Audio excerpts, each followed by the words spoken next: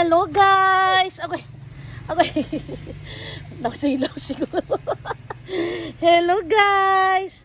Mainit po ang ulo namin. Oh, kanina ligo kami. Sabay kami ni Mama Jenny ko naligo. Iyak ng iyak.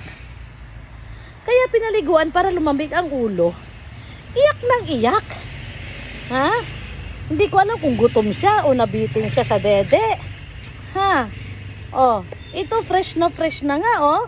Oh, bagong ligo, oh. Oh. Bagong ligo ang naya namin. Bakit humihikbi? Sabi niya, bakit humihikbi? Ha? Bakit? Hanayaya? Ay, naantok. Kaya siguro wala sa mood. Inaantok ka, pambihira ka naman. Kagigising mo lang, inaantok ka na naman. Ha? Tapos bigla sumagot, no? Alam nga naman, baby ako eh. Yun lang trabaho ko, tulog, dede, pupo. No? No? Pero hindi na siya masyadong palatulog.